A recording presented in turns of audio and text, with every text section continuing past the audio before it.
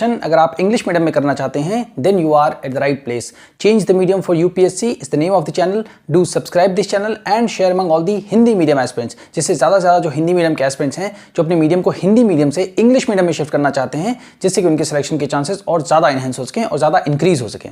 अगर आप यूपीएससी की प्रिपरेशन पिछले 10 से 12 सालों का रिजल्ट अगर हिंदी मीडियम का अगर आप देखेंगे तो आपको क्लियरली ये आइडिया हो जाएगा कि हिंदी मीडियम का रिजल्ट ऑलमोस्ट नेग्लिजिबल है।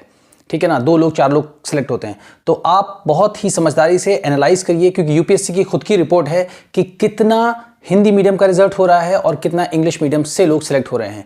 तो हमें और सारी चीज़ों में नहीं जाते हुए हमें सिर्फ ये सोचना चाहिए कि हमारा हित, हमारा इंटरेस्ट किस चीज़ में है, हमारी लाइफ या हमारा जो गोल है उसको हम किस रास्ते से अचीव कर सकते हैं। तो इंग्लिश मीडियम में बहुत सारे मेरे पास मैसेज आए कि थोड़ा सा लिखना कैसे स्टार्ट कर सके स्लोली, और बहुत से बच्चों ने मेरे को आंसर लिख करके भी भेजा है और मार्च के एंड तक कोर्स लॉन्च हो जाएगा। और अगर आपको मीडियम चेंज करने से रिलेटेड किसी भी तरीके की कोई प्रॉब्लम है तो आप इस पर्टिकुलर व्हाट्सएप नंबर 7080507433 पे कॉन्टैक्ट कर सकते हैं। ऑलराइट, तो चलिए स्टार्ट करते हैं। देखिए कुछ बहुत ही बेसिक सी चीजें, बिल्कुल बेसिक कि क्या है, जैसे ये क्या, change the medium for UPSC, short form है इसका। ठीक है, change the medium for UPSC in English. अब देखते हैं कि जैसे आपको लिखना स्टार्ट करना है, राइटिंग बहुत बड़ा इशू रहता है कि लिखना कैसे स्टार्ट करें, how to start writing in English, है ना। सबसे ज्यादा सबसे इंपॉर्टेंट है कि लिखना। तो सबसे पहले तो कुछ हमारे माइंड में कुछ वोकैबुलरी होनी चाहिए या कोई फैक्ट होने चाहिए, कुछ नॉलेज होनी चाहिए पहले से, ठीक है, तब हम लिखना स्टार्ट कर सकते हैं। बट ये सब नहीं भी है तो भी कैसे कैसे जो जेनेरिक, जो एक बहुत सामान्य सी चीजें हमारे अंदर है, उनको हम कैसे स्टार्ट कर सकते हैं लिखना। ठीक है, तो देखिए फर्स्ट क्या है कि बेसिक से स्टार्ट, फ्रॉम बेसिक, जीरो से, बिल्कुल स्क्रैच से। अब स्क्रैच का मतलब भी वही है कि जहां से आपको कुछ नहीं आता, बिल्कुल जीरो से स्टार्ट करना। ठीक है ना, बेसिक से। अब देखिए इंग्लिश को समझना यहीं से स्टार्ट करिए। सेंस एक वर्ड होता है, सेंस। अब इसका सेंस क्या है, बेसिक का मतलब भी जीरो ही होता है, जीरो का मतलब भी स्क्रैच ही होता है। अगर इस पर्सपेक्टिव से बात करें तो कि आंसर राइटिंग मुझे जीरो से करना, मैंने हिंदी मीडियम से पढ़ाई की है, फर्स्ट क्लास से लेकर इंटरमीडिएट तक और इवन ग्रेजुएशन तक, बट मुझे हिंदी मीडियम में लिखना है, बट हिंदी मीडियम को छोड़ करके इंग्लिश मीडियम में लिखना है। तो बेसिक से कैसे स्टार्ट करें, जीरो से कैसे स्टार्ट करें, स्क्रैच से कैसे स्टार्ट करें। ठीक है, अब जैसे एक वर्ड होता है कैसे, है ना। देखिए बिल्कुल स्टार्ट से आप अपने दिमाग से सारी चीजें हटा दीजिए कि आपको आती है grammar, word meaning, English medium पढ़ाई की कि नहीं, कुछ नहीं। जो बता रहा हूं उसको बस आप सुनो, 5-10 मिनट सुनो, फिर आपको खुद ही समझ में आएगा। ठीक है, कैसे, तो इसका मतलब होता है हाउ, है ना। अब स्टार्ट करना, शुरुआत करना, इसका भी मतलब आपको पता है कि स्टार्ट करने को क्या बोलते हैं, शुरुआत करना, है ना। तो स्टार्ट वर्ड आपको सबको पता है, मुझे 100% आई एम श्योर। ठीक है ना, हाउ मतलब होता है कैसे, ये भी पता है। अब 2 चीजें पता है आपको, बस आपको क्या मालूम होना चाहिए कि कुछ स्ट्रक्चर क्या होता है इंग्लिश में। स्ट्रक्चर मतलब क्या होता है, संरचना। जैसे देखिए एक वर्ड यहां पे लिखा हुआ है स्ट्रक्चर। अब स्ट्रक्चर मतलब क्या होता है, संरचना, है ना। अब अगर ह्यूमन बॉडी के स्ट्रक्चर की बात करें तो सबसे पहले अगर हम मान लीजिए ऊपर से लिखे, मतलब टॉप से डाउन तक जाए, तो सबसे पहले माउथ, फिर हमारा नेक, फिर उसके बाद ये एरिया, फिर लेग्स एंड ऑल दैट, ऐसे करके होता है। ठीक है, तो एक संरचना, एक स्ट्रक्चर है। उसी तरीके से इंग्लिश लैंग्वेज को लिखने के लिए कुछ स्ट्रक्चर होता है और हिंदी को लिखने के लिए इसी तरह जितनी भी लैंग्वेजेस हैं उनमें जिनमें भी ग्रामर है, उनको लिखने का तरीका बताते हैं कि इस तरीके से लिखते हैं। ठीक है, तो अब आपको सिंपली ये पता है कि इसका मतलब कैसे का मतलब है हाउ। अभी देखिए कितनी आसानी से आप छोटी छोटी चीजें लिख लें, जो आप अपने ऊपर बहुत ज्यादा टेंशन लेके बैठे हो ना, करे मुझे तो कुछ नहीं आता, आपको बहुत कुछ आता है, बस बता करके आपको सही दिशा में ले जाने की जरूरत है बस। एक हो कैसे और एक हो गया स्टार्ट।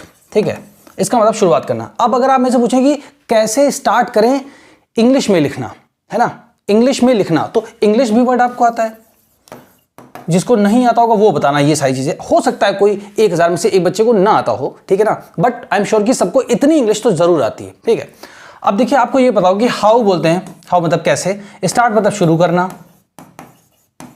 ठीक है, स्टार्ट मतलब शुरू करना, इंग्लिश मतलब अंग्रेजी भाषा। अब लिखने को क्या बोलते हैं, राइट बोलते हैं। अब यही सब कुछ पता है आपको। ठीक है,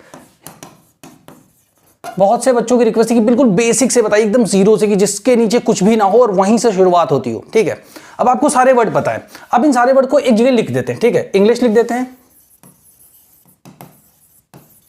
हाउ लिख देते हैं, है ना, फिर स्टार्ट लिख देते हैं, राइट, और उसके बाद राइट लिख देते हैं, यहां पे फुल स्टॉप लगा देते हैं।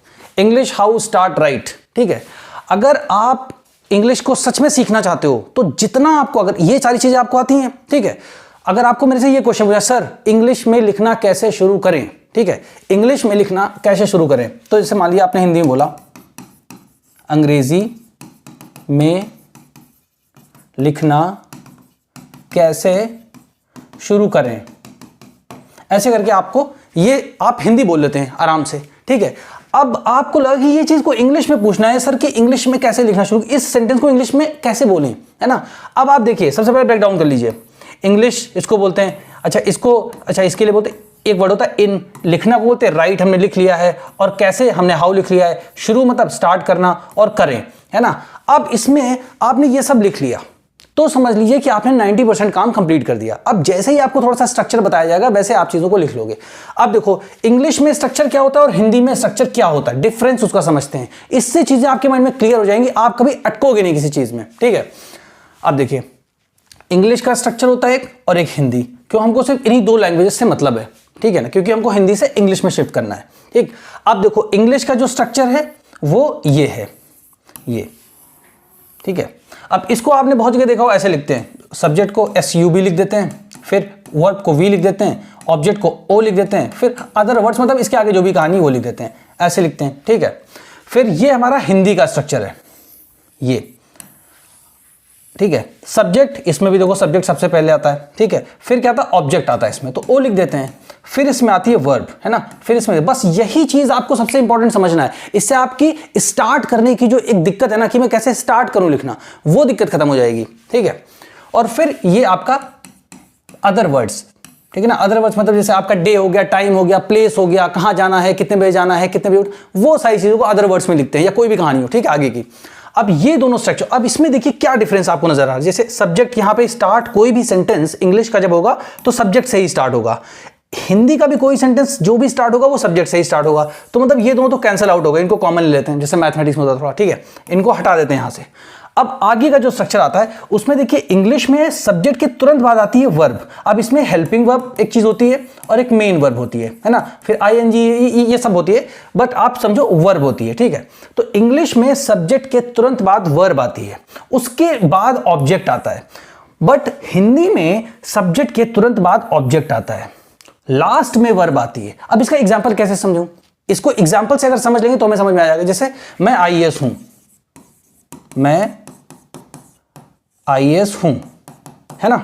अब देखिए ये इज एम आर होता है ना, इज एम आर, यही होता है हेल्पिंग वर्ब, ठीक है। तो अब अगर ये हिंदी में लिखा हुआ है तो हिंदी में देखिए क्या लिखा है, मैं मतलब मैं, ठीक। तो सब्जेक्ट क्या हो गया, मैं, तो यहां पे क्या आई, है ना। मैं IAS हूं, तो IAS, अब अगर इंग्लिश में बोलेंगे तो सबसे पहले सब्जेक्ट के तुरंत बाद क्या आएगा, वर्ब आएगी, तो I am, है ना। फिर लास्ट में ऑब्जेक्ट में क्या हूं, मैं IAS हूं, I am an। तो ये सब आर्टिकल होते हैं, नहीं भी लगाओगे तो कोई आंसर में कुछ मतलब आपका वो नहीं करेगा, काट देगा कि नंबर। वहां पे आपके कीवर्ड्स इंपॉर्टेंट होते हैं कि आपका जो वैल्यू एडिशन है, जो लिखा क्या है एक्चुअल में, जो मतलब जो जरूरी है क्वेश्चन में, जो चीज जो आंसर में जरूरी जो चीज, वो चीज देखते हैं। अब यहां पे अगर एन आप नहीं भी लगाएंगे, ठीक है, तो भी कोई गलत नहीं हो जाएगा। तो I am an IAS, या ऑफिसर भी लगा सकते हो, है ना। अब हिंदी में देखिए क्या है, हिंदी में सबसे पहले ये है, फिर ऑब्जेक्ट आया क्या, तुरंत हिंदी में सब्जेक्ट के बाद ऑब्जेक्ट आता है, फिर आती है वर्ब लास्ट में। और हिंदी और इंग्लिश में क्या है, आई, इसके तुरंत बाद क्या आता है, वर्ब आती है, वर्ब आएगी, हेल्पिंग वर्ब जो भी आएगी, ठीक है। उसके बाद लास्ट में आता है ऑब्जेक्ट, है ना। अब अगर इसमें थोड़ा और, अब एक चीज और आप सोचेंगे, अदर वर्ड्स क्या है, अदर वर्ड्स क्या है। अब देखिए जैसे यहां पे सिंपली ये लिखा है, मैं IAS हूं, I am an IAS, ठीक है। अब अगर मैं लिख दूं कि मैं हरियाणा कैडर का IAS ऑफिसर हूं, है ना, तो मैं IAS हूं। अब यहां पे लिख दूं मैं हरियाणा का IAS ऑफिसर हूं, या मतलब कि मेरी पोस्टिंग हरियाणा में है। यहां पे लिख दूं मैं UP का IAS हूं, ठीक है। तो मैं IAS हूं हरियाणा कैडर का, या मैं हरियाणा कैडर का IAS हूं, ऐसे करके लिखोगे आप, है ना। फिर क्या लिखोगे, I am an IAS officer of Haryana cadre, बस। तो ऑफ हरियाणा कैडर जो आप लगाओगे ना यहां पे, of Haryana cadre, of Haryana cadre जो लिखोगे, ये आपका अदर वर्ड हो जाएगा। तो मतलब आगे की जो भी कुछ और ऐड करना होता है उसको हम अदर वर्ड्स बोलते हैं। बट अब देखो, जैसे मैंने आपको ये समझा दिया, ठीक है, ये चीज बेसिक है, बिल्कुल मतलब जरूरी है, ठीक है, समझने के लिए। अब आपको ये पता चल गया कि अच्छा हिंदी जब मैं लिखता हूं तो उसके तुरंत बाद ऑब्जेक्ट आता है, फिर लास्ट में वर्ब आती है सेंटेंस के, ठीक है। बट इंग्लिश में जब भी आप शुरू करेंगे तो सब्जेक्ट के तुरंत बाद आपको वर्ब लगानी, बस ये याद रखना है, सब्जेक्ट के बाद तुरंत वर्ब, वो हेल्पिंग वर्ब होगी, मेन वर्ब होगी, ठीक है ना, वर्ब की ING फॉर्म होगी, कोई भी फॉर्म होगी, फर्स्ट फॉर्म, सेकंड फॉर्म, तो कुछ भी फॉर्म होगी, वर्ब ही होगी वो, ठीक है। मैं आपको समझाऊंगा किसी वीडियो में कि वर्ब क्या होता है बेसिकली, ठीक है। अब देखो ये तो एक जनरल तरीका हो गया पढ़ने का, ठीक है। अब उसके बाद कुछ इसके एग्जाम्पल देख लेते हैं, ठीक है। कि जिससे आपको ये क्लियर हो जाए। अभी तक देखो जितना भी कुछ लिखा है मैंने सब अपने हाथ से लिखा है, खुद के दिमाग से कि कैसे समझाना कैसे। और अभी आपको एक चीज मैं और दिखाता हूं, देखो आप जैसे यहां पे हमारी एनसीईआरटी है, अब आपने पढ़ तो लिया वहां पे सब्जेक्ट, अब बताओ इसमें जैसे मैं आपसे पूछूं कि देखो सब्जेक्ट वगैरह कहां है, तो अब देखिए जसपाल एंड हरप्रीत, ये तो 2 नाम है, तो सपोज करो ये सब्जेक्ट हो गए, क्योंकि कोई इंसान ही होगा या कोई ऑर्गेनाइजेशन होगी, कोई पॉलिसी होगी, कोई मेन चीज होगी, उसी को सब्जेक्ट बोलते हैं। मोटा मोटा आप ऐसे समझो जनरल सेंस में, ठीक है, ये सब्जेक्ट हो गया। अब ये देखो यहाँ पे वर, इसको क्या पढ़ते हैं, वर पढ़ते हैं, वेयर नहीं पढ़ते हैं, ठीक है। ये 6th क्लास की एनसीईआरटी है, 3rd चैप्टर है इसका, the earliest cities, Indus valley civilization का नाम आपने सुना होगा, सिंधु घाटी की सभ्यता, ठीक है। तो मैं मैच करके पढ़ा रहा हूं कि कैसे आपको समझ में आए कि एग्जैक्टली मीडियम चेंज करना कैसे, उसके लिए क्या करना है। टाइम तो वेस्ट नहीं करना। बहुत से बच्चे इंग्लिश मीडियम का कोर्स लेकर के बैठे हुए हैं और वो अब बता रहे हैं कि सर वो तो इंग्लिश ही पूरा पढ़ते जा रहे हैं, बट वो तो एक अलग ही दिशा में जा रहा है। बट जब हम इंग्लिश की बुक को ओपन करते हैं, एनसीईआरटी वगैरह या स्टैंडर्ड बुक को, तो हमें कुछ समझ में नहीं आता। क्यों? क्योंकि वो इंग्लिश में बहुत छोटी, अभी मैं आपको बताता हूं कैसे होता है, ठीक है। अब यहां पे देखो वर्ब लिखा है, ठीक है, फिर ये यहां पे क्या है, वर्ब की आईएनजी फॉर्म आ गई, ठीक है ना। फिर देखो क्या खेलते हैं, क्रिकेट खेल रहे थे, है ना, तो क्रिकेट क्या हो गया, ऑब्जेक्ट। अब मैंने बताया था ना कि कहीं किसी जगह पर या किसी प्लेस के नाम पर या किसी डे में या किसी डेट को, वो होते हैं अदर वर्ड्स, है ना। तो कहां खेल रहे थे, in the lane outside their home. Lane मतलब होता है कोई, मतलब गली, है ना। तो अपनी गली, तो जो उनका मकान था, उनका जो घर था आउटसाइड, उनके घर के बाहर जो गली थी वहां पर खेल रहे थे, ठीक है ना। अब इसके बाद अब सोचो अगर वो आपने पढ़ लिया, ये स्ट्रक्चर अगर आपने पूरा पढ़ लिया, तो अब चीजों को आप कैसे लगाओगे, ठीक है। अब आप चीजों को कैसे लगाओगे, यहां पे दिक्कत आती है ना। मेन प्रॉब्लम तो यहीं पर आती है कि अब ये तो लिख लिया हमने एक सेंटेंस, फिर आगे हम कैसे बनाएं, है ना। तो आगे कैसे बनाना है, आपको उसके लिए स्टोरी लिखना पड़ेगा अपनी मर्जी से, जो जो आपके मन में आता हो। जैसे मान लो आपको जो जो दिक्कतें हो वो सब आप लिखे, मतलब सारी चीजें इंग्लिश में लिख के मेरे को भेज दो। उससे काम ये रहेगा कि हाँ कि सर मुझे ये दिक्कत है, मुझे लिखने में तो हल्का सा प्रॉब्लम होती है, रीड करने में दिक्कत होती है, अंडरस्टैंडिंग में सबसे ज्यादा प्रॉब्लम होती है, आंसर राइटिंग कैसे लिखूं। अगर मैं आंसर इस तरह से जोड़ो चीजों को, तो जब आप जोड़ोगे ना तभी तो माइंड पे आपके पता चलेगा कि एग्जैक्टली कहां पे दिक्कत आपको आ रही है, ठीक है। अब देखिए यहां पे मैंने कुछ एग्जांपल्स लिए हैं, ठीक है। अब यहां पे मैंने क्या बताया था आपको, मीडियम चेंज करना है यूपीएससी के लिए इंग्लिश में, ठीक है। हमारा काम ये, जिसको चेंज करना वो चेंज कर, जबरदस्ती किसी से नहीं है, ठीक है। बट आपको पता है रिजल्ट वगैरह क्या है, आपका मनी, आपका यूथ, आपका फाइनेंस, आपका टाइम, जो भी सब लग रहा है, आपको पता होना चाहिए कि एग्जैक्टली क्या रिजल्ट इसका हो सकता है ना। फिर आप देखो, अब इसको बेसिक से हमने स्टार्ट किया, ठीक है, बिल्कुल बेसिक से मैंने बताया आपको, ठीक है।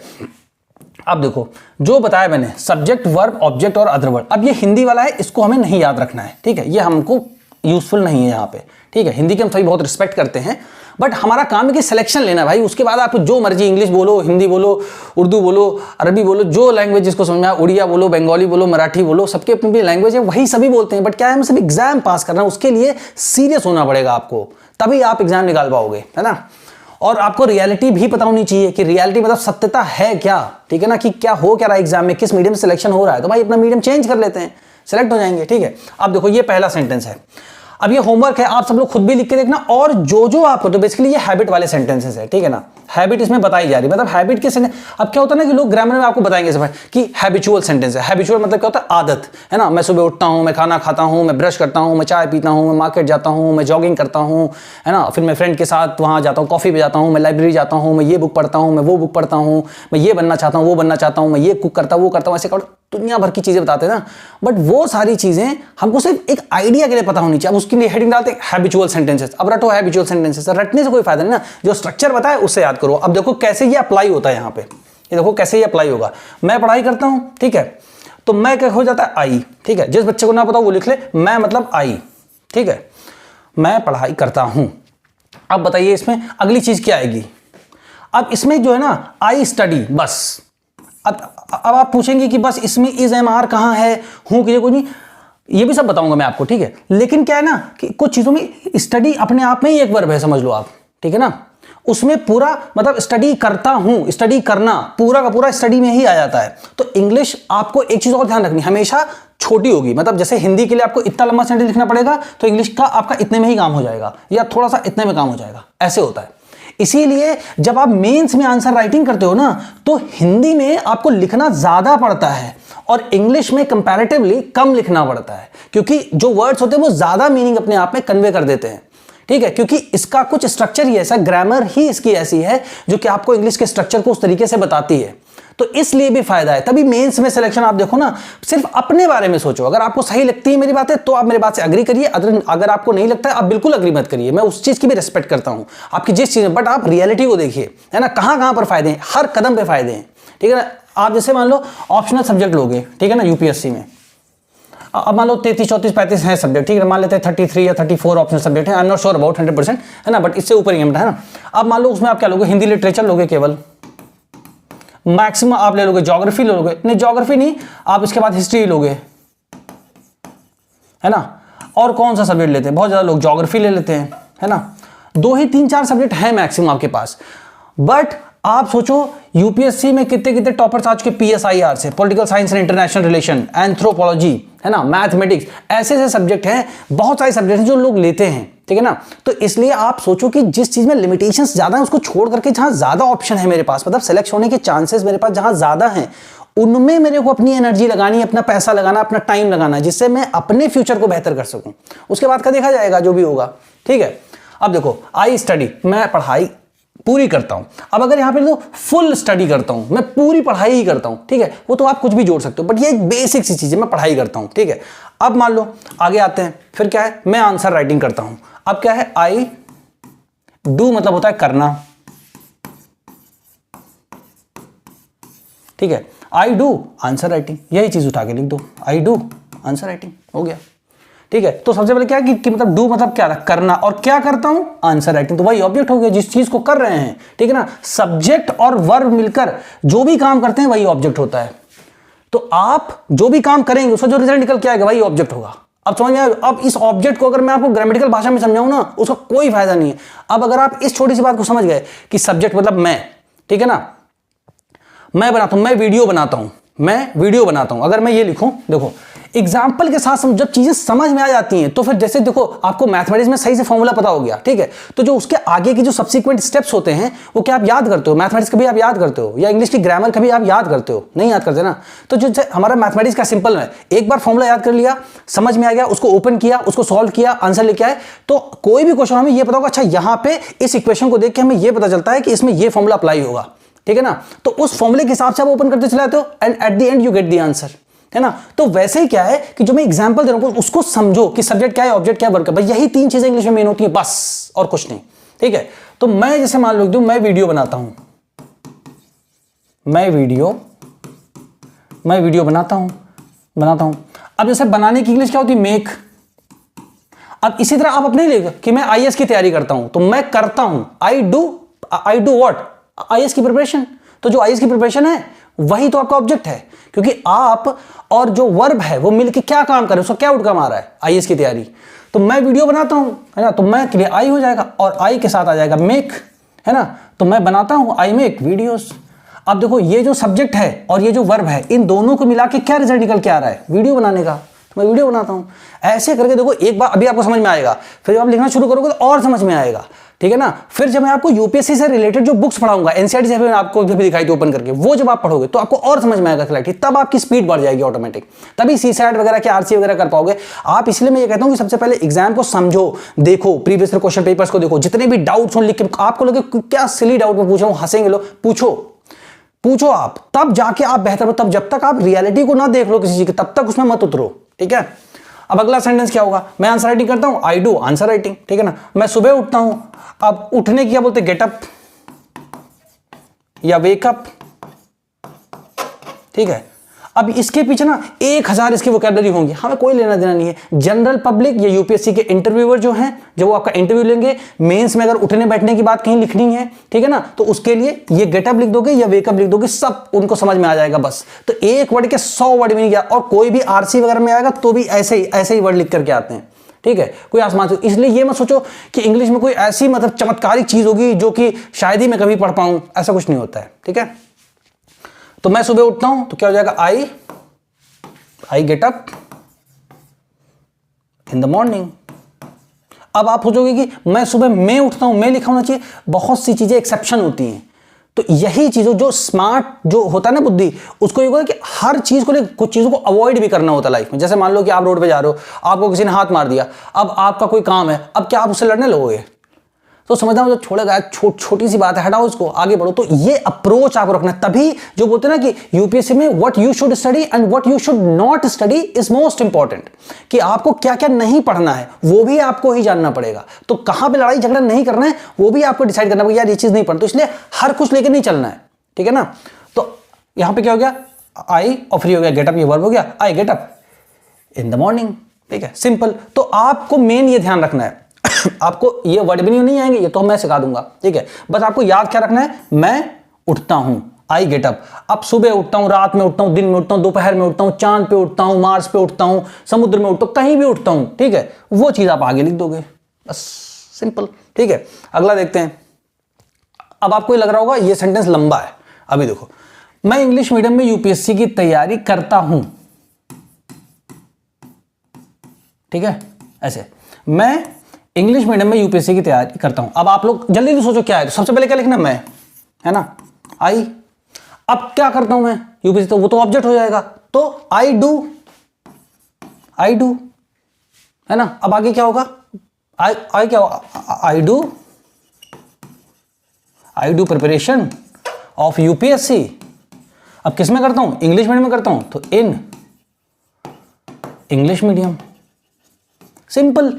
मेन ध्यान रखना, आई डू, मैं करता हूं। अब जो भी मैं करता हूं वही चीज, तो करता क्या करता हूं, प्रिपरेशन ऑफ यूपीएससी करता हूं ना, मेन तो यही है। अब किस मीडियम में करता हूं, इंग्लिश मीडियम, तो ये अदर वर्ड हो गया, ठीक है ना। ये आपका क्या हो गया और ये आपका क्या हो गया, ये आपका सब्जेक्ट हो गया, ये आपका वर्ब हो गया और ये आपका ऑब्जेक्ट हो गया। अब ये ऑब्जेक्ट वर्ब सब्जेक्ट नहीं याद रखना, आपको बस दिमाग में ये बैठाना है कि मैं, अगर मैं हूं तो मैं क्या कर रहा हूं, तो जो भी आप कुछ करोगे उसी की आपको एक्शन वाली वर्ब लगानी, बस वही आपको वर्ड लगाना है। मैं ये करता हूं, मैं वो करता हूं, ऐसे करता हूं, वो लगाना। उसके बाद जो भी है उसको लिख दो, बस, ठीक है ना। ऐसे करके आपको लिखना है, समझ में आ गया। अब आप सोचो कि अच्छा मैं तो बहुत हो गया, आई। अगर मान लो उसकी जगह जैसे मान लो जनधन योजना है, ठीक है ना। ऐसे मैं एकदम सिंपल सी चीज लिखता हूं कि जनधन योजना, आप सबको पता होगा, जनधन योजना अच्छी है। अब इसको कैसे, अब इसमें सब्जेक्ट भी पता ही नहीं करना है, हमें सोचना है सबसे मेन चीज है कि किस चीज के बारे में बात हो रही है, जनधन योजना के बारे में। तो जैसे ही जनधन योजना के बारे में बात हो, भाई यही हमारा सब्जेक्ट हो जाता है, जनधन योजना इस, अब आ जाएगा क्योंकि ये सब्जेक्ट हो गया, इसके बाद आ जाएगा वर्ब, ठीक है ना। उसके बाद ऑब्जेक्ट आए, तो जनधन योजना क्या है, अच्छी है, इज गुड। ऐसे करके आप लिखने की आदत रहो, जो भी आपके माइंड में आए। एक आप नोटबुक ले लो, उसमें लिखते रहो।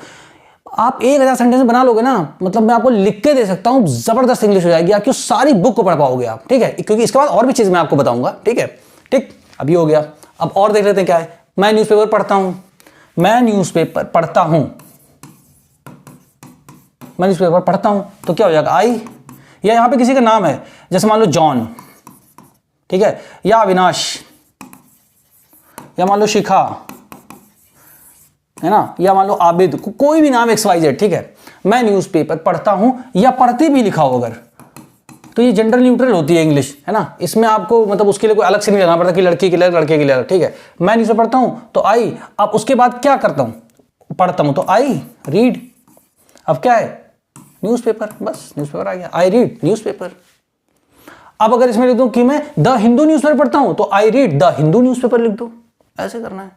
इंडियन एक्सप्रेस पढ़ते हो तो इंडियन एक्सप्रेस लिख दो, एथिक्स लिखना तो एथिक्स लिख दो, I study ethics, I read ethics. ऐसे करके बहुत सिंपल है, बस आपको याद रखना कि स्टार्ट करना। तो हर काम अपनी लाइफ में कुछ भी करोगे तो स्टार्ट तो खुद से ही करोगे ना।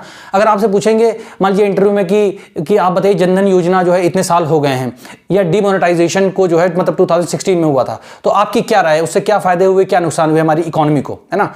तो आप जब स्टार्ट करोगे बोलना तो क्या करोगे, अकॉर्डिंग टू मी, है ना, और व्हाट आई थिंक मतलब खुद के जो भी कुछ होगा वो आपसे ही तो रिलेटेड होगा, है ना। इंग्लिश में जो भी कॉन्वर्सेशन होता है वो 2 लोगों के बीच में होता है या तो 3 लोग के बीच में होता है, बस। अगर आप इंटरव्यू देंगे तो बाकी सारे लोग वो तो एक साइड हो जाएंगे, आप दूसरे साइड हो जाएंगे, तो जो भी क्वेश्चन पूछा आप ही से तो पूछा जाएगा, हाँ यू टेल मी दिस। और जो आंसर क्वेश्चन, या तो आप किसी भी क्वेश्चन का आंसर यस और नो में दे सकते हो, या तो उसको डिटेल में दोगे, है ना। वो अगर आप पूछेंगे अच्छा इज योर नेम शिखा, तो आप क्या बोलोगे, यस और नो, इतने में सफिशिएंट है ना।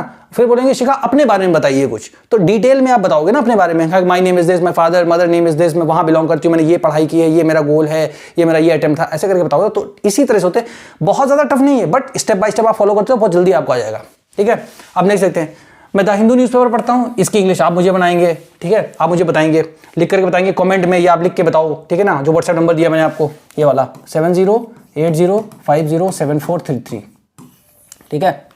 फिर क्या है, मैं स्ट्रेटजी बनाता हूँ, जैसे हर बच्चे बहुत स्ट्रेटजी बनाते हैं, ठीक है, बहुत से, उनको सबको पता होता है उससे कुछ नहीं होने वाला है, ठीक है, क्योंकि आपकी ज़िंदगी और जिन्होंने बताई है कि आप ऐसे स्ट्रेटजी बनाओ, उनकी ज़िंदगी, उसमें ज़मीन आसमान का अंतर होता है, ठीक है। तो स्ट्रेटजी पहले आप अपनी स्टडी शेयर करो, किसी को बताओगे देखो मैंने ये स्ट्रेटजी बनाई है, ये मेरा स्टडी बैकग्राउंड है, ये मेरी स्थिति है, ऐसे ऐसे मैंने पढ़ा है, तो क्या सही है मेरे लिए, ठीक है। इस पर मैं बनाऊंगा एक वीडियो कि स्ट्रेटजी बनाते कैसे, क्या होती है स्ट्रेटजी बेसिकली, ठीक है।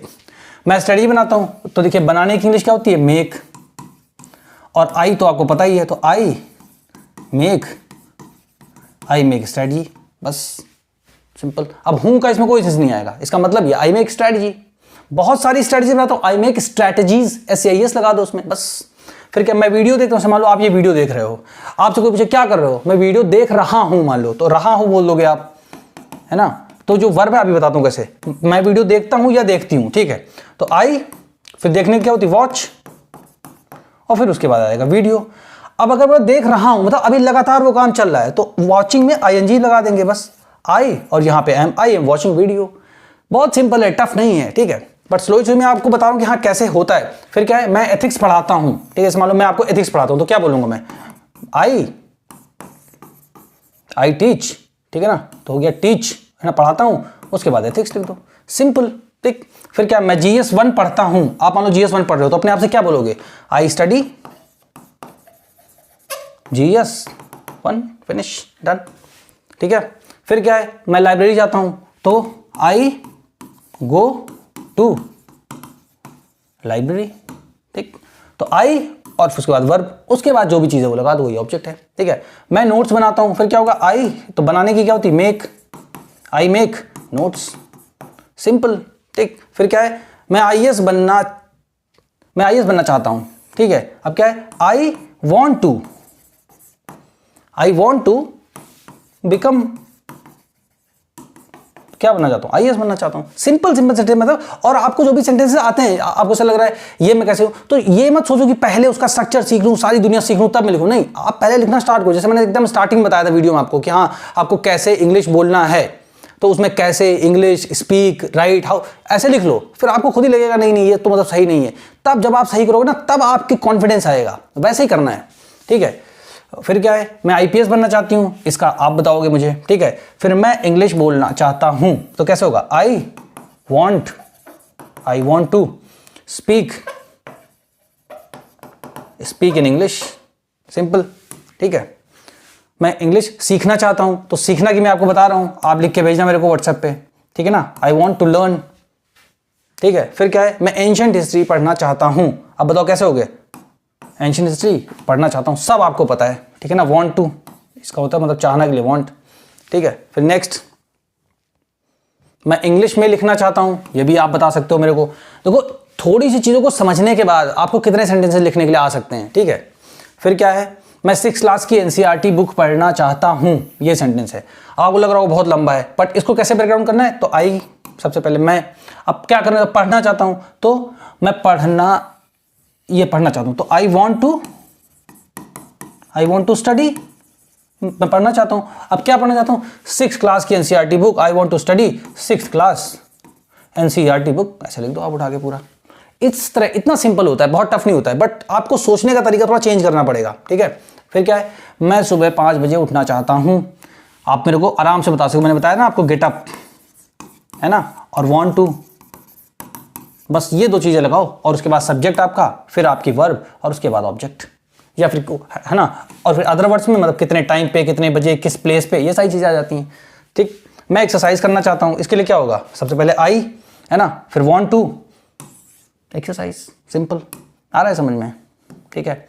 मैं UPSC एग्जाम पास करना चाहता हूँ, आई, सबसे पहले आई हो जाएगा, फिर वॉन्ट टू, फिर क्या होता है, आराम से पास करने को क्या बोलते हैं, क्रैक या क्लियर, है ना, या इसको पास भी लिख सकते हो, या क्वालिफाई लिख सकते हो, तो कोई वर्ड लगा दो, सब सेम है, इसका सबका मतलब सेम है। कोई आपसे अलग से इंग्लिश में कभी नहीं पूछेगा, अच्छा क्रैक में क्या डिफरेंस होता है, पास में क्या डिफरेंस होता है, क्लियर करने में क्या डिफरेंस होता है, क्वालिफाई करने में क्या डिफरेंस होता है। थ्रू, एक वर्ड होता है थ्रू करना, थ्रू करना, ये सब कोई नहीं पूछेगा आपको, कोई भी वर्ड लिख दो सब समझ में आ जाएगा।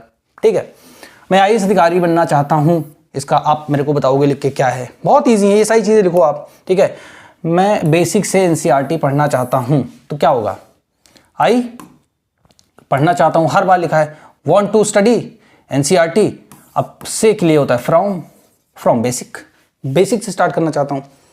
फिर क्या है, अब ये जितनी भी आपकी हैबिट्स हैं वो सारी की सारी आप मुझे इस नंबर पे लिख के भेजो। ठीक है, गलत सही सब कुछ करके भेजो। अब देखो जितना मैंने आपको बताया है उस साइड में, ठीक है, जितना मैंने आपको बताया है ये सारी चीजें, अब इसको जब आप रीड करोगे तो थोड़ा बहुत आपको आइडिया लगना स्टार्ट हो जाएगा लाइफ में। ठीक है, बट जो मैं आपको सीधे एनसीईआरटीज पढ़ा रहा हूं, जैसे मैं आपको सीधे सीधे अभी एथिक्स पढ़ाऊंगा, इंग्लिश स्पीकिंग पढ़ाऊंगा, तो डायरेक्टली क्या है ना कि सारी चीजों को बता करके फिर आपको वहां तो बहुत लंबा प्रोसेस हो जाएगा। इसीलिए जैसे मैं आपको एनसीईआरटी पढ़ाता हूं, अब आपको समझ में आ गया होगा कि बहुत ज्यादा अगर आप ये स्ट्रक्चर, ग्रामर, वर्ड मीनिंग ये सब के पीछे भागोगे तो उससे आपका जो उद्देश्य है वो सॉल्व नहीं होने वाला है। ठीक है, वो जरूरी है, बट मुझे पता है कि कितनी मात्रा में जरूरी है आपको बताना है, बट मोस्ट लाइकली आप इस चीज पे फोकस करो। ठीक है, अब जैसे ये इंडस वैली सिविलाइजेशन है, ठीक है ना, ये 6th क्लास की एनसीईआरटी है। अब अगर आप इसको चलो एक पैराग्राफ देखते हैं पढ़ के, ठीक है, कि इसमें कहीं कहीं कुछ अपना दिमाग लगा सकते हैं, बट देखो जब आप स्टार्टिंग में पहले ग्रामर पढ़ोगे, तो जब आप कोई भी बुक पढ़ोगे तो अपना ग्रामर वाला माइंड अप्लाई करोगे, तो कंटेंट पे आपका ध्यान नहीं रहेगा। इसलिए मैं जैसे बता रहा हूं कि पहले ये पढ़ो, फिर जहां चीज नहीं आएगी वहां मैं आपको बताऊंगा कि हाँ यहां इस स्ट्रक्चर को फॉलो करके पढ़ो। समझ लो, इस तरीके से बहुत जल्दी आप समझ जाओगे चीजों को। अब चलो ये बताते हैं, सेविंग एन ओल्ड बिल्डिंग। अब सेविंग मतलब क्या होता है, बचाना। ठीक है, एन ओल्ड बिल्डिंग, एक पुरानी इमारत, बस एक पुरानी इमारत को बचाना, उसके बारे में ये कहानी लिखी हुई है। अब ये कहानी है किस चीज के बारे में, ये जसप्रीत हैं और ये हरमीत हैं, या इन दोनों में से कोई एक दूसरे का नाम हो सकता है। ठीक है, Jaspal and Harmeet were playing cricket in the lane outside their home.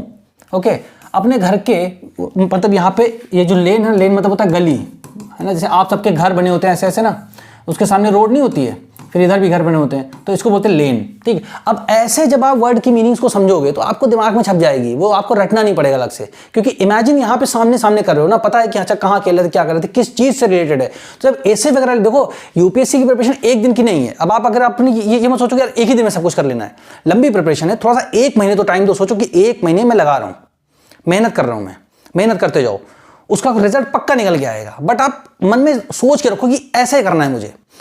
अब जब यहां पे आपको ये पता चल गया ना, तो जब ऐसे वगैरह लिखोगे ना, तो आपको कुछ ना कुछ उसकी एक हिंदी वर्ड होता है भूमिका, उसको इंग्लिश में बोलते हैं बैकग्राउंड बोलते हैं। अब जब ऐसे लिखोगे ना, तो पहले बैकग्राउंड बताओगे आप, तो उस बैकग्राउंड में कोई स्टोरी बताओगे। अब वो आपके लाइफ की ऐसी भी हो सकती है, ठीक है, कोई, अब अपनी लाइफ की सारी स्टोरी कहां से ढूंढने लगोगे, उसको लगाना कहां पे है, कैसा ऐसे है, किस पर्टिकुलर सब्जेक्ट से रिलेटेड है, क्या डिमांड है, तो वो सब एक दिन में तो कोई समझ नहीं पाएगा, कोई नहीं समझ सकता। जिन्होंने टॉप किया वो भी नहीं समझ सकते, उन्होंने भी एक प्रोसेस के थ्रू ही मेहनत की है। तो आप जब ऐसी सब जो स्टोरी, ये एनसीईआरटी इसीलिए इस तरीके से लिखी गई हैं कि आप जब इनको ऐसे अच्छे से पढ़ोगे तो आपको ये स्टोरी बताएंगी कि किसी भी टॉपिक को इंट्रोड्यूस कैसे करते हैं। जैसे मान लो आप अपने बारे में अगर इंट्रोडक्शन क्यों मांगा जाता है, सबसे पहले आप खुद ही सोचो कि पहले जान तो लें आपके बारे में हम, कि आप हैं कौन, क्या करते हैं, कहां से आए हैं, क्या करना चाहते हैं। इसीलिए तो इंट्रोडक्शन सबसे स्टार्टिंग में पूछा जाता है। इसीलिए जब ऐसे वगैरह लिखा जाता है तो सबसे पहले इंट्रोडक्शन लिखा जाता है, एक बैकग्राउंड बताया था कि ये कहानी है, फिर उससे आप मेन टॉपिक स्टार्ट करिए। इसीलिए जो आंसर्स लिखे जाते हैं उसमें सबसे पहले इंट्रोडक्शन लिखा जाता है कि बताओ तो कि किस चीज के बारे में नीचे बताने जा रहे हो, तो उससे इंसान को आइडिया लग जाता है। जैसे आपने मेरे को अपने बारे में बताया सब, तो मुझे आइडिया लगे, जैसे मतलब मेरे पास जो भी फोन आता है मैं पूछता हूँ आपका स्टडी बैकग्राउंड क्या है, कहाँ से पढ़े हैं, क्या पढ़ रहे हो, क्यों यूपीएससी करना चाहते हो, ऐसा करके मैं पूछता हूँ, तो उससे मुझे आइडिया लग जाता है कि हाँ आप ये कर सकते हो आगे, है ना। तो इसीलिए तो जो भी कुछ है, जब आप हर चीज के रीजन के पीछे थोड़ा थोड़ा सा जाओगे ना, तो चीजें आपके लिए क्लियर और इजी हो जाएंगी, तो स्ट्रेस कम होगा आपको, तब आप पढ़ पाओगे। इसलिए जैसे मैं बता रहा हूं बट वैसे ही पढ़ना आप स्टार्ट करो, ठीक है। अब ये तो सब्जेक्ट हो गया, ठीक है। फिर वर, ये हेल्पिंग वर्ब हो गई, ये मेन वर्ब में आईएनजी फॉर्म हो गई, फिर ये क्रिकेट हमारा ऑब्जेक्ट हो गया, ठीक है ना। और उसके बाद ये हमारा अदर वर्ब्स में आ गया, इन the lane of outside their home, है ना। अब ये सब पता चल गया हमें। अब बताओ ये सब अप्लाई करें इसमें, तो पढ़ेंगे कब, समझेंगे कब हम। तो ट्रांसलेशन हो रहा है इसमें, तो मतलब ग्रामर ढूंढी जा रही है। तो ग्रामर मत ढूंढो, जैसे मैं आपको बता, बहुत से बच्चों ने कहा सर आप एनसीईआरटी पढ़ाते हैं, उस समय तो मेरे को सब समझ में आ जाता है और मैं 2-3 पैराग्राफ और भी पढ़ लेता हूँ, या मैं आराम से पढ़ लेती हूँ, बट सर जैसे कुछ लिखना हो, भाई इतना घबरा क्यों रहे हो, इस सारी की सारी लाइन थोड़ी ना आपको लिखनी है। ये तो सब स्टोरीज आपके माइंड में छप रही हैं, याद हो रही हैं, ये सब याद आएंगी आपको एग्जाम में जब आप लिखोगे, ठीक है ना। सही समय पे चीजें याद आती है अगर आप सही से मेहनत करते हो तो। उसके बाद इसमें से निकालना हमको क्या है, कुछ कीवर्ड्स निकालने हैं हमको, 2-3 कीवर्ड्स निकालने हैं, फिर उन कीवर्ड्स को हमें लिखना है एक एक सेंटेंस में। जैसे बता दिया, मैं लिखना है, यहां से स्टार्ट करना है, इट से स्टार्ट करना, कोई पॉलिसी से स्टार्ट करना है तो पॉलिसी का नाम लिखो, है ना। तो ये सारी चीजें लिखोगे ना, अचीवमेंट्स है कि पॉजिटिव है कि नेगेटिव है, क्या उसका लॉन्ग टर्म इंपैक्ट आएगा, ये सारी चीजें लिखनी है। मतलब एक वीडियो में तो नहीं, बट मैं ये है कि आपको मैं स्ट्रैटेजी के काफी वीडियोस दूंगा छोटे छोटे एक एक टॉपिक पे बता के, कि जिससे आपको क्लियरली समझ में आए कि करना क्या है एग्जैक्टली। आप समझ रहे हो, मैं आपका थोड़ा सा आपका माइंड ओपन अप कर रहा हूं कि एग्जैक्टली क्या है। तो यहां पे आपको सब अप्लाई नहीं करना है कि सब्जेक्ट है, ये वर्ड, इसको जैसे हिंदी पढ़ते हो ना, तो हिंदी में कभी संज्ञा, सर्वनाम, क्रिया, विशेषण, है ना, या कर्ता, या जो भी क्रिया वगैरह, ये कुछ भी पढ़ते हो नहीं पढ़ते हो ना आप, तो आपके माइंड में नहीं रहता है। तो वैसे इंग्लिश जब पढ़ो तो मैं जैसे बता रहा हूं वैसे करो, हो जाएगा चेंज, ठीक है। तो ये अप्रोच नहीं लगाना है, जो भी बताना मैंने कि सब्जेक्ट है, फिर ये वर्ब है ना, ये सॉरी हेल्पिंग वर्ब है, फिर ये हमारी मेन वर्ब है, फिर इसमें आईएनजी फॉर्म लगी हुई है, फिर ये हमारा ऑब्जेक्ट है, फिर उसके बाद ये अदर वर्ड्स हैं, है ना। ये सब कुछ नहीं लगाना है, आपको बस समझना है। अब जब आप इसको समझो और जब भी रीड करो तो समझने के लिए पढ़ो, सेंस समझने के लिए कि यहाँ पे 2 लोग का नाम है, वर प्लेइंग क्रिकेट। अब जैसे क्रिकेट लिखा होगा तो ऑटोमेटिक पता है क्रिकेट खेल रहे हैं, क्रिकेट की पढ़ाई तो कर रहे नहीं, कोई क्रिकेट की पढ़ाई तो नहीं कर रहा होगी। तो ऐसे सेंस को डेवलप करो। ऐसे ही जब आप आरसी पढ़ोगे ना आप, और आप ये भी जान लो, जो भी लोग आरसी वगैरह सही से करते हैं ना, सीसैट वगैरह में, उनको सब कुछ नहीं आता है, बहुत सारी चीजें उनको आती होती है, पढ़ी होती है, उसके बेसिस पे वो जो चीजें नहीं भी आती उनमें भी वो गेस लगा के चीजों को सही कर सकते हैं। बट उसके लिए बेसिक पढ़ना सही से आपको जरूरी है, ठीक है। तो इसलिए अब जैसे क्रिकेट है तो आपको पता है क्रिकेट लिखेगा तो है नहीं कोई, है ना, और मतलब कोई तरीके से क्रिकेट की पढ़ाई नहीं, क्रिकेट की कोई बुक तो है नहीं, है ना। मतलब एक जनरल से में जब भी क्रिकेट की बात है, खेलने की बात आती है ना, या क्रिकेट देखने की बात आती है। तो इसलिए आप इन चीजों को समझो। अब लेन है तो लेन का मतलब मैंने बता दिया आपको कि वो एक छोटी सी ऐसे गली होती है। फिर क्या है, when they noticed the people who are admiring the dilapidated old building। अब जैसे dilapidated old building, अब जो ये वर्ड आएगा ना dilapidated, तो old building हो या old road हो, old home हो, old car, मतलब dilapidated मतलब क्या होता है, एकदम बिल्कुल, मतलब क्या होता है, कबाड़ी टाइप की चीजें होती है ना, बर्बाद हो चुकी होती है। जैसे मान लो 100-500 साल पुरानी कोई खंडहर, मतलब dilapidated मतलब आप समझो खंडहर। अब देखो इसकी वर्ड मीनिंग एग्जैक्टली मुझे नहीं पता है कि क्या होती है, बट ये पता है कि समथिंग मतलब बहुत पुराना मतलब जो अब यूज करने के लायक नहीं है उस फॉर्म। जैसे मान लो कोई बिल्डिंग है तो वो भी इतनी पुरानी है कि रह नहीं सकते, जर्जर बोल लो, खंडहर बोल लो, ऐसे करके, या मतलब डरावना बोल लो, हॉन्टेड हाउस बोल लो, भूत ऊत रहते हैं, ऐसे, ये सब का मतलब होता है डिलेप। तो ऐसे आपको वर्ड मीनिंग याद करनी है। तो अब ऐसे वर्ड मीनिंग अलग से अगर मान लो डिलेपिडेटेड आपको वर्ड दे दिया, अब आप याद कर लो, तो वो तो पढ़ाने के पर वो तो बेवकूफ बनाना हुआ आपको। अलग से वर्ड मीनिंग याद करके कुछ यहां पे पढ़ा तो आप अच्छा ओल्ड बिल्डिंग। आप सोचो कि इंडस वैली सिविलाइजेशन में हमको बहुत सारी बिल्डिंग्स मिली हैं, वहां बहुत सारी ब्रिक्स मिली हैं, वहां के स्ट्रक्चर देखे हैं, है ना, वहां पे अन्नागार वगैरह ये सब जो हिंदी में सब कुछ बोलते हैं वो सब मिले हैं हमको, है ना, स्टोर हाउसेज ये सब हमको मिला है। तो अब देखो यहाँ पे बिल्डिंग की बात इसलिए, तो जो स्टोरी बताई जा रही है वो आगे कहीं ना कहीं जाकर के आपको इंडस वैली सिविलाइजेशन से जोड़ देगी, इसलिए ये लिखी गई। तो पढ़ने से पहले हर टीचर आपको क्या बोलता है, जो बड़े बड़े लोग हैं वो ये बोलते हैं ना, पढ़ने से पहले समझो कि ये कहना क्या चाहता है। Try to understand what it wants to convey you, what kind of ideas it wants to deliver it to you. Try to understand, just go a little deeper into that, read like 2 times 3 times 4 times until you get exactly what the book wants to convey you, right? And then you'll be able to speak English like me also, right? And you'll be able to understand the things the way I'm making you understand.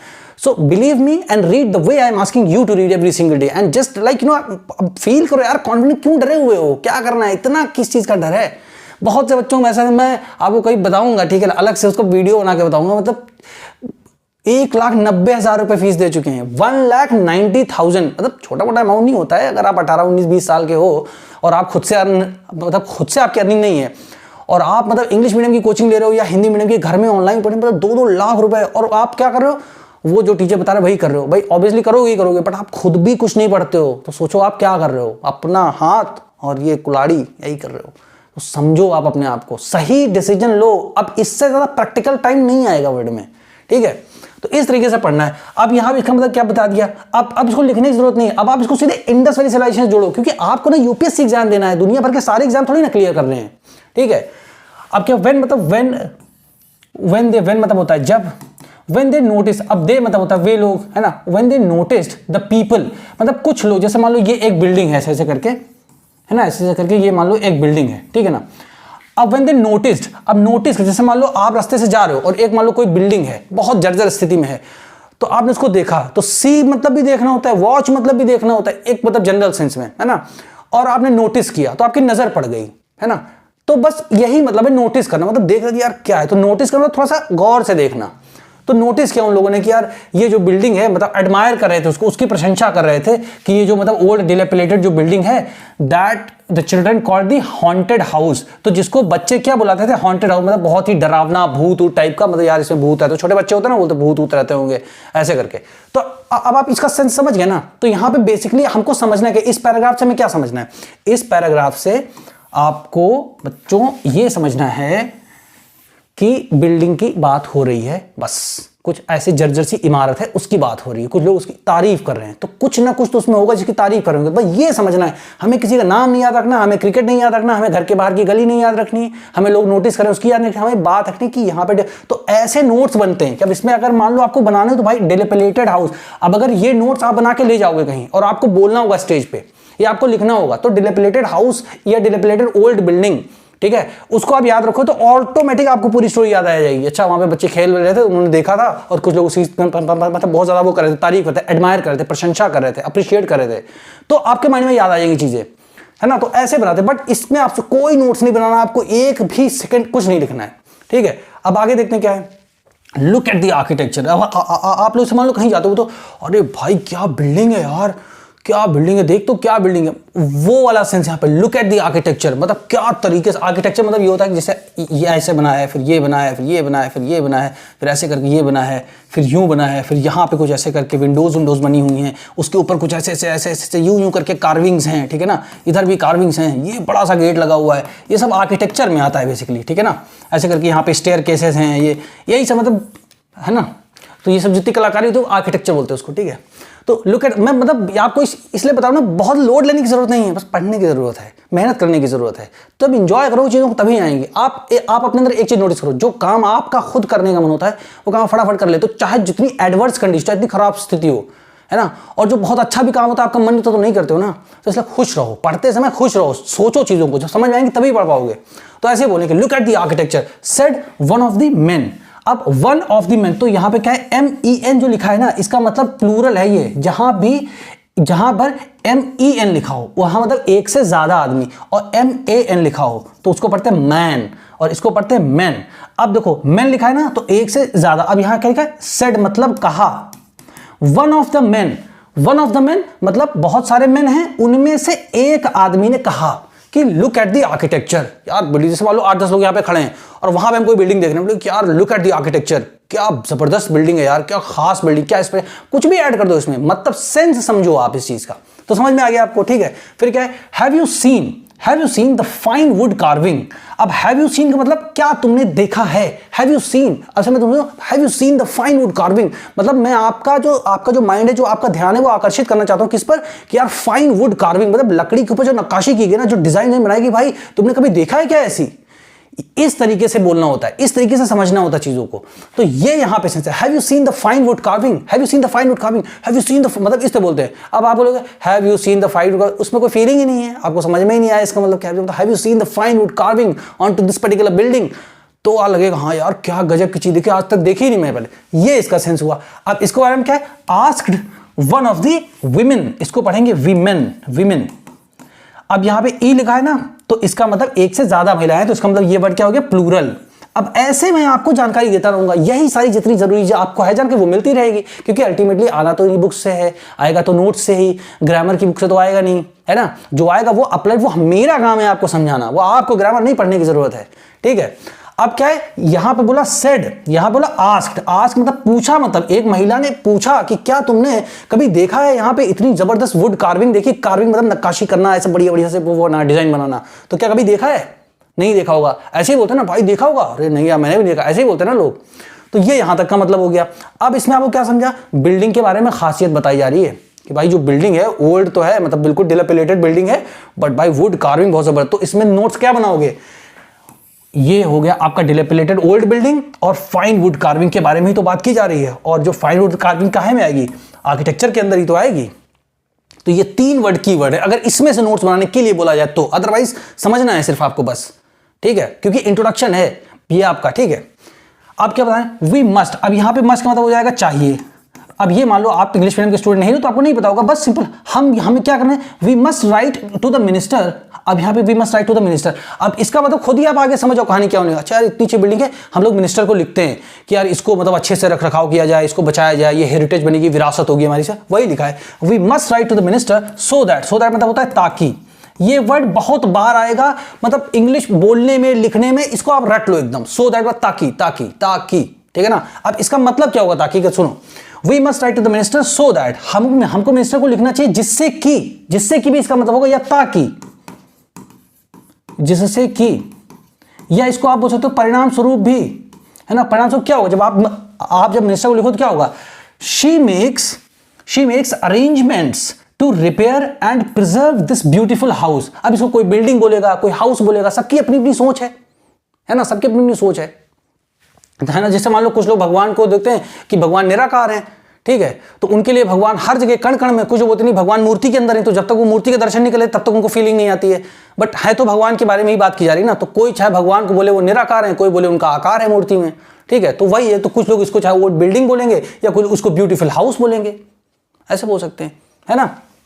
तो ये हो गया। अब इसको preserve मतलब क्या है कि जिस स्थिति में है उसमें थोड़ा सा इसको रेनोवेट करके सही से बचा करके रखना, ठीक है। और इसको रिपेयर का मतलब क्या है, जहां पर भी टूटा फूटा गिरने विरने लायक है, मान लो छज्जा वगैरह टाइप का है, कुछ बीम वगैरह, तो उसको मतलब रिपेयर करके खड़ा कर देना, ये होता है। अब यहां पे देखो क्या लिखा, शी। अब इससे एक मैसेज आता है, शी मतलब क्या है, विमेन, है ना। तो विमेन मतलब यहां पे बुक में भी वुमेन एम्पावरमेंट की बात की जा रही है, बताया जा रहा है कि महिलाओं को सशक्त करना है। यहां पे इसकी जगह ही भी लिख सकते थे, मिनिस्टर, मतलब यहां पे मिनिस्टर की जगह यहां पे ही भी हो सकता है। मिनिस्टर तो ज्यादातर आदमी होते हैं, बट ये फीलिंग हमें अपने अंदर लानी है जिससे कि हम वैसे बन सके कि हम महिलाओं को ज्यादा सपोर्ट कर सके, ज्यादा से ज्यादा उनको जो है लेकर के आ सके पॉलिटिक्स में, है ना। तो इसलिए यहां पे लिखा है शी। तो इसलिए आप भी याद रखो, जब भी आप लिखोगे तो आप शी से ही लिखोगे, शी ही आप मतलब डिनोट करोगे, ठीक है, कि मिनिस्टर होगी तो शी ही होगी। मतलब एक कम से कम जब हम अंदर फील नहीं करेंगे, वैसा महसूस नहीं करेंगे, तब तक कैसे हम महिलाओं को आगे बढ़ाएंगे, है ना। तो ये फीलिंग इसलिए बुक में लिखा, तो इस तरीके से आपको चीजों को समझना है। आपको हर बुक में शी ही मिलेगा, ठीक है, तो वो बना सकती हैं। फिर उसके बाद वाई, यहां वाई मतलब क्यों। उसके बाद दे वंडर्ड, अब इसका दे वंडर मतलब उन्होंने सोचा, वाई। अब इसको आप हटा दो, इंग्लिश ऐसे लिखा है, इसको यहां ये सोचो लिखा ही नहीं, आप सोचो why would anybody be interested in the old run down house. अब इसे रन डाउन हाउस है, अब ओल्ड बिल्डिंग या रन डाउन हाउस बिल्डिंग या डिलेपिलेटेड, इनका सबका मतलब एक ही होता है, सब जर्जर। तो इसमें लिखा कोई क्यों, मतलब कोई क्यों इंटरेस्टेड होगा इस पुरानी बिल्डिंग में, है ना। अब कोई क्यों इंटरेस्टेड होगा इस पुरानी बिल्डिंग में, उसकी कहानी अब जब आप हड़प्पा के बारे में पूरी स्टोरी पढ़ोगे तब आपको समझ में आया कि पुरानी बिल्डिंग में इंटरेस्ट लेना क्यों जरूरी है। तो अब आप देखो जो भूमिका बनाई है इन लोगों ने यहाँ पे स्टोरी के साथ में, राइटर ने जो लिखा है वो कितना इंपॉर्टेंट है। तो जब आप लिखोगे तो जब आपका ऐसे होगा या आपका जो आंसर होगा उसको जब मतलब टीचर रीड करेगा, एग्जामिनर जब उसको रीड करेगा तो उसको भी मालूम होगा, अच्छा सही कनेक्शन सही बैठाया कि ये पैराग्राफ जो है पढ़ने के बाद आपको ऑटोमेटिकली पता चल जाएगा, अच्छा इसीलिए इसने ये पैराग्राफ लिखा है अब आगे करके। तो इंटरेस्टेड क्यों होगा भाई पुरानी जर्जर सी बिल्डिंग, कोई क्यों इंटरेस्टेड होगा, why would anybody be interested in such an old run down house, क्यों होगा, यही तो लिखा है ना यहाँ पे। तो अब इसीलिए इन्होंने बताया कि आप जब ये पूरी स्टोरी पढ़ोगे, जब आप ये पूरी स्टोरी या पूरी बुक को आप जब ये पूरा पढ़ोगे ना इसका चैप्टर, तब आपको पता चलेगा कि ओल्ड बिल्डिंग्स का क्या मतलब इंपॉर्टेंस है हमारी लाइफ में, है ना। ये देखो जैसे ये आपकी ओल्ड बिल्डिंग, वो ओल्ड बिल्डिंग भी नहीं आ रही जल्दी से, ये जैसे ओल्ड बिल्डिंग टाइप की है ना। ये आपका वो नहाने वाने वाला जो है ना, द ग्रेट बाथ। अब कहते हो कि अरे ये तो जर्जर है, बेकार है, क्या है, इससे हमें पास्ट के बारे में पता चलता है। तो history is all about past, और जो पास्ट में चीजें हैं तभी तो बोलते हैं ना कि यार ये हमारी विरासत है, इसको यूनेस्को वर्ल्ड हेरिटेज साइट में इसको नाम मिला है, वो फिर आती है उसकी लिस्ट आती है, फिर वो प्रीलिम्स में क्वेश्चन पूछा था ना, इसीलिए ये सब इंपॉर्टेंट है। तो यूपीएससी प्रिपरेशन कर रहे हो शांति से करो, आराम से करो, और जो चीजें ना है उनको पूछते रहो, लिखते रहो। मार्च के एंड तक कोर्स आ जाएगा, ठीक है ना, और जम के मेहनत करेंगे साथ में, ठीक है, और हिंदी मीडियम के रिजल्ट को इंक्रीज करने की पूरी कोशिश करेंगे, ऑलराइट। तो अगर आपने यहां तक इस वीडियो को देखा, बहुत लंबा वीडियो है, एंड आई होप कि आप लोगों को कुछ ना कुछ जरूर वैल्यू एडिशन हुआ होगा, आपको जरूर कुछ ना कुछ अच्छा जानने को मिला होगा। तो आप इसको हिंदी मीडियम एस्पिरेंट्स के